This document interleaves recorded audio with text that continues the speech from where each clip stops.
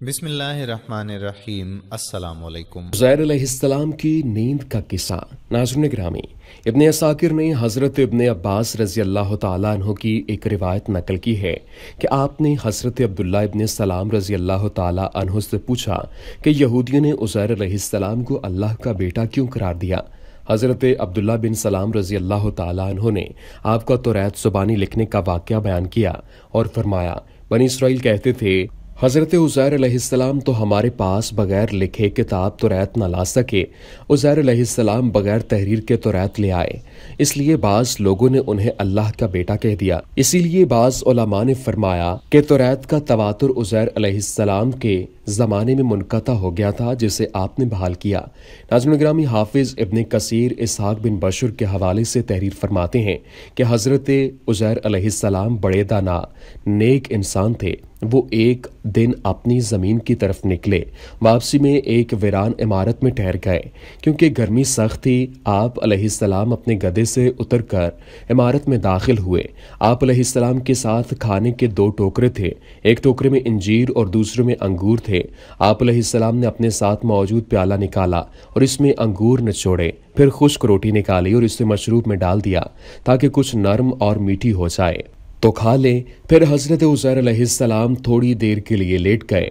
आपकी नज़रें इमारत की वीरान छत की तरफ उठीं तो देखा कि ये इमारत अपने अर्श पर खड़ी है और उसके रहने वाले मर खप चुके हैं, जिनकी बोसीदा हड्डियां बिखरी पड़ी हैं। तो आप अलैहिस्सलाम की ज़ुबान से बेसाख्ता निकला, अल्लाह कैसे इनको मौत के बाद जिंदा फरमाएगा।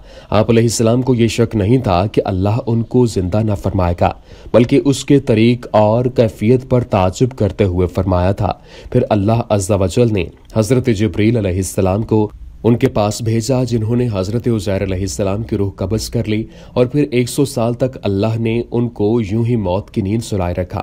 इस दौरान बनी इसराइल में बहुत से वाक़यात और हादसात रुनुमा हुए और बैतुल मुक़द्दस फिर आबाद होकर पुररौनक शहर बन गया।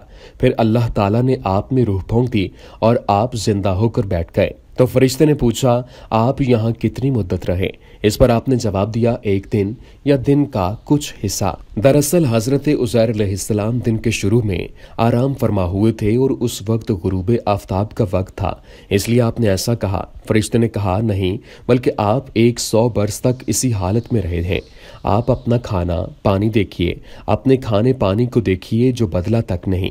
नाज़रीन गिरामी, जब हज़रत उज़ैर अलैहिस्सलाम ने अपने खाने पानी की तरफ नज़र डाली तो अंगूर का शीरा और खुश्क रोटी अपनी उसी हालत में थे, दोनों में कोई तगय्युर पैदा नहीं हुआ था। इसी तरह इंजीर और अंगूर भी इसी तरह तरोताज़ा थे। फिर आप अलैहिस्सलाम के दिल में बताई गई मुद्दत के बारे में इनकार का ख्याल पैदा हुआ तो फरिश्ते ने कहा, आप मेरी बताई हुई मुद्दत को बाइद और गलत समझ रहे हैं, तो फिर ज़रा अपने गधे की तरफ तो देखिए।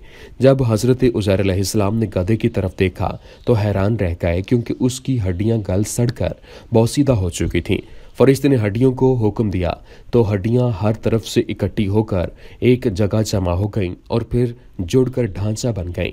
हज़रत उज़ैर अलैहिस्सलाम हैरान होकर अल्लाह की कुदरत का नज़ारा देख रहे थे।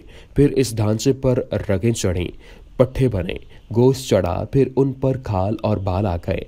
फिर फरिश्ते ने इसमें फूंक मारी तो गधा आसमान की तरफ अपना सर और कान उठाए आवाज़ें निकालता खड़ा हो गया।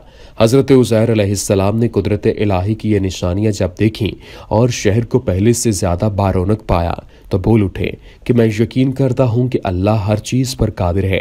नाज़रीन गिरामी, हज़रत उज़ैर अलैहिस्सलाम फिर अपने गधे पर सवार होकर अपने मोहल्ले में तशरीफ़ लाए तो लोगों ने आपको नहीं पहचाना। आप अपना घर भी भूल चुके थे। ढूंढते ढूंढते अपने घर पहुंचे तो वहां एक नाबीना और अपाहज बुढ़िया को बैठे पाया, जिसकी उम्र तकरीबन 120 साल थी। वो वहां के रिहायशियों की वालिदा थीं। जिस वक्त आप घर से निकले थे उस वक्त वो 20 साल की जवान लड़की थी और आपसे खूब अच्छी तरह वाकिफ थी। हज़रत उज़ैर अलैहिस्सलाम ने उस बुढ़िया से पूछा, क्या ये उज़ैर का घर है? तो बुढ़िया ने हैरान होकर कहा, जी हाँ। फिर बुढ़िया की आंखों से आंसू जारी हो गए और बोली, मैंने एक अरसे से किसी के मुंह से उज़ैर अलैहिस्सलाम का जिक्र नहीं सुना। अब तो लोग भी उनको भूल चुके हैं।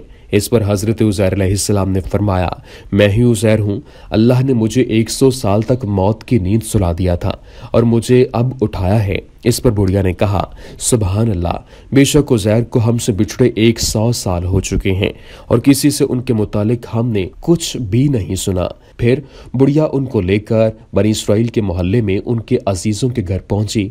वहां हजरत उज़ैर अलैहिस्सलाम का एक बेटा भी मौजूद था, जबकि उनके पोते भी कबीले के बड़े बुजुर्ग और सरदार थे। बुढ़िया ने उन सबको आवाज दी और बोली, ये उज़ैर हैं। अल्लाह ने उनको 100 साल के लिए मौत की नींद सुला दिया था। ये अब अल्लाह के हुक्म से उठे हैं और तुमसे मिलने आए हैं। लोगों ने पहले तो यकीन नहीं किया। फिर बनी इस्राइल ने कहा, हमारे अंदर कोई तौरात का हाफिज नहीं था सिवाय हजरत उज़ैर अलैहिस्सलाम के, और बख्त नसर ने तौरात के सारे नुस्खे जला दिए थे, लिहाजा आप हमारे लिए तौरात को लिख कर दिखाइए। हजरत उज़ैर अलैहिस्सलाम के वालिद ने बख्त नसर के अयाम में तौरात के एक असल नुस्खे को दफन कर दिया था और आपके अलावा किसी को उस जगह का इल्म नहीं था। चुनांचे हजरत उज़ैर अलैहिस्सलाम उनको लेकर उस जगह पहुंचे और गड़ा खोद कर तौरात निकाली, जिसके औराक बहुत बोसीदा हो चुके थे और लिखाई भी मिट चुकी थी। फिर आप सबको लेकर एक दरख्त के साय में तशरीफ फरमा हुए। हजरत उज़ैर अलैहिस्सलाम ने नए सिरे से तौरात लिखकर बनी इस्राइल के हवाले कर दी। एक तो आपने तौरात लिखी जिसकी वजह से बनी इस्राइल उन्हें अल्लाह का बेटा कहने लगे, नाउज़ुबिल्लाह। हजरत इब्ने अब्बास रज़ी अल्लाह तआला अन्हु फरमाते हैं कि हजरत उज़ैर अलैहिस्सलाम इस आयत की हकीकत के मिसदाक बन गए और हम आपको अल्लाह के लिए निशानी बना दें, यानी बनी इस्राइल के लिए। और ये निशानी इस तरह थी कि आप जब अपने बेटों और पोतों के साथ बैठते तो वो बूढ़े लगते और हजरत उज़ैर अलैहिस्सलाम बिल्कुल जवान, क्योंकि आपकी वफ़ात 40 बरस की उम्र में हुई और 140 साल बाद जब उठे तो फिर भी वो वही उम्र थी। मुफस्सिरीन के मुताबिक आपकी कब्र अतहर दमिश्क में है। दुआ है, ए रब्बे करीम मौला, हमें नबी करीम सल्लल्लाहु अलैहि वसल्लम का सच्चा पैरोकार बनने की तौफीक अता फरमा। आमीन या रब्बुल आलमीन।